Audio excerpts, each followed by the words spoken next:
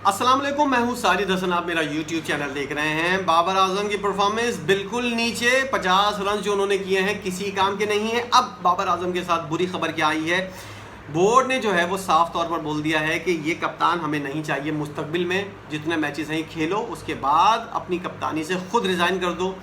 और उसके बाद जो है बाबर आजम की तनज़ुली हुई है वनडे क्रिकेट के अंदर, जो है वो उनके पहले नंबर से वो महरूम होते हुए नजर आ रहे हैं। बाबर आजम ने जो कुछ भी किया है इस वर्ल्ड कप के अंदर, उसका जिम्मेदार कोई तीसरा पाकिस्तानी या कोई और खिलाड़ी नहीं है, ना हम लोग हैं, सिर्फ बाबर आजम है। बाबर आजम के अपने साथ खुद इतना बुरा कर लिया है कि किसी और को कुछ बुरा करने की ज़रूरत ही नहीं है। ये ऐसा खिलाड़ी है जो मैच हारने के बाद हमारे सीनों के ऊपर सांप लौटता हुआ नज़र आता है, सांप लुटाता हुआ नज़र आता है। ये एशिया कप के अंदर हारा, ये एशिया कप से बाहर हुआ, सेरेमनी हुई, उसके अंदर 32 दांत दिखाता हुआ ही नज़र आया। इतना बुरा लग रहा था ये उस शख्स उस वक्त, इतना जहर लग रहा था ये शख्स उस वक्त कि तू हार चुका है, तुझे गधों की तरह लात मारकर एशिया कप से श्रीलंका जैसी टीम ने बाहर किया और तेरे दांत अंदर नहीं जा रहे, तू हंस रहा है, तेरे अंदर इतनी सी गैरत नहीं है। यही हुआ इंडिया के साथ, जिल्लत भरी हार तुम्हारे नसीब के अंदर आई और तुम हंस हंस के जवाब दे रहे थे। जब क्लोजिंग सेरेमनी हो रही थी उसके अंदर तुम्हारे हंसी कैसे आई, तुम्हारे साथ किस तरह का मैं अल्फाज अदा करूं, मैं तुम्हारे लिए क्या ऐसा वर्ड अदा करूं मैं जिसकी वजह से मैं तुमसे इंसाफ कर सकूं। इतने ढीठ कप्तान हो तुम, इतने 2 नंबर कप्तान हो तुम कि तुम्हारी हंसी इंडिया के साथ जब मैच ख़त्म हुआ है, सबसे पहले तुम जैसा बेगैरत खिलाड़ी जो है, जो तुम जैसा बेगैरत कप्तान जो है, वो विराट कोहली के पास जा रहा है, उससे शर्ट रिसीव कर रहा है। तेरी ये औकात हो गई है, जो तेरे पाए का खिलाड़ी है, तो उससे ऑटोग्राफ वाली शर्ट वो खुद देने आया है या कुछ तुमने खुद ली है तो ड्रेसिंग रूम के अंदर जाके ले लेते। या वो मौका ऐसा नहीं था कि इंडिया के खिलाफ मैच आप कुत्तों की तरह हारे हो और उसके बाद जो है वो विराट कोहली के साथ तुम साइड में खड़े होके हंस हंस के, पत्नी तुम्हारे किसका वलीमा था तुम्हारे, अभी मैं किसी मुंह से मेरे कुछ निकलेगा तुम्हारे लिए। और तुम्हारे सारे कुत्ते फैंस जो हैं, जाहिल फैंस जो हैं, वो लोग जो हैं वो कुत्तों की तरह यहाँ पर आकर अपने मुंह से बकवास कर रहे होंगे। मैं क्या अल्फाज अदा करूँ, मैं किसी से नहीं डरता, मैं तुम्हारे बाप से भी नहीं डरता, ना तुमसे डरता हूँ, ना तुम्हारे इन जाहिल फैन से डरता हूँ।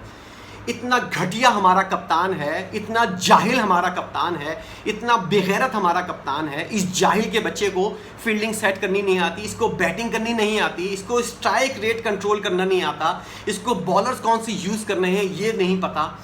तुम इस काबिल नहीं हो कि तुम पहले नंबर पर आओ, तुम इस काबिल नहीं हो कि तुम इस मुल्क की टीम की क़यादत कर सको, तुम इस काबिल ही नहीं हो कि तुम इस टीम के अंदर रह सको। तुम जैसे घटिया कप्तान और घटिया बैट्समैन और ये जो चाइना के किंग जो हैं, ये खिताब तुम लोगों को जो मिला हुआ है, तुम इस काबिल भी नहीं हो, तुम चाइना के भी किंग नहीं हो। तुमने जो अपने आप को इतना सोशल मीडिया के अंदर पैसे दे देकर अपने आप को जो इतने हाइप क्रिएट की हुई है तुमने तुम इस 2 टके की वैल्यू के भी काबिल नहीं हो। तुम हंस हंस के इंडिया के खिलाफ जब मैच ख़त्म हुआ है, हंस हंस के तुम्हारी बत्तीसी अंदर नहीं जा रही हो, तुम बकवास कर रहे हो। बकवास क्या कर रहा था, मैच ख़त्म वर्ल्ड कप में जाने से पहले पैंथर टायर्स का जब इवेंट हुआ था उसके अंदर जब इससे सवाल किया गया था तो ये बकवास करता हुआ नज़र आ रहा था कि मैं इस वक्त कोई जवाब नहीं दूंगा, वर्ल्ड कप के लिए हम लोग टीम के लिए जा रहे हैं और मैं वहाँ जाकर ग्राउंड के अंदर जवाब दूंगा। ये तेरा जवाब है, ये तेरा जवाब है जो तूने ग्राउंड के अंदर दिया है। और मैच ख़त्म होने के बाद हाँ तूने वाकई जवाब दिया है, तो ये बकवास करता हुआ हमको समझाता हुआ नज़र आ रहा है कि हमारा लोअर ऑर्डर जो है, लोअर बैटिंग ऑर्डर जो है वो नहीं चल पाया। और तू बकवास ये कर रहा है कि हमारी विकेटें जल्दी गिरी, इस वजह से हम हारे। अच्छा हुआ तूने बहुत बड़ा एहसान कर दिया, इस जाहिल आवाम को ये बता दिया तूने कि ये वजह थी हमारे हारने की कि हमारी विकेटें जल्दी गिर गई थी। हमको तो ये वाली बात पता ही नहीं थी।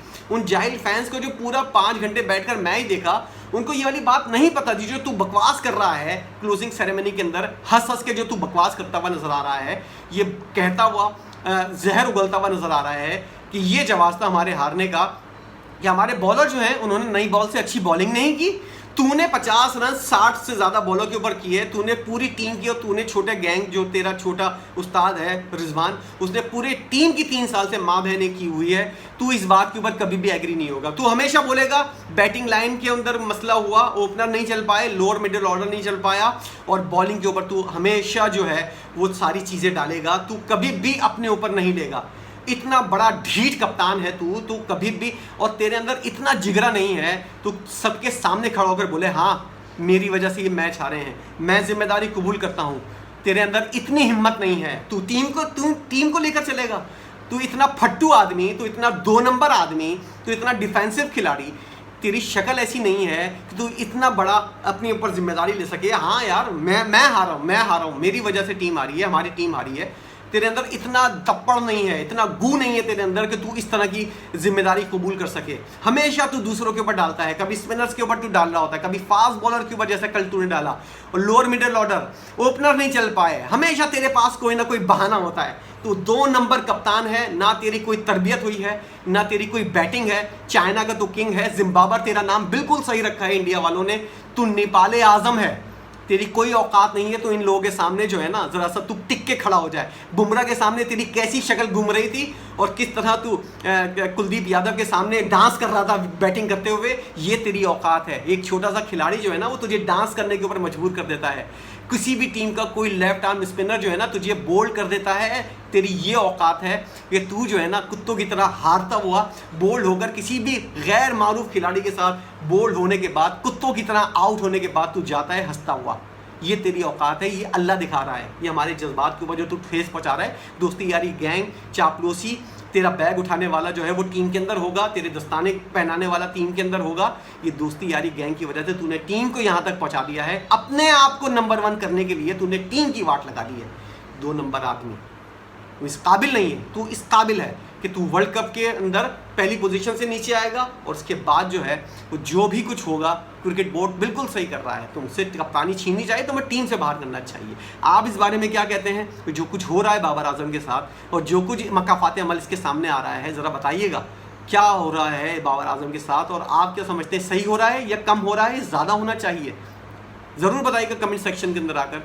वीडियो देखने का बहुत शुक्रिया।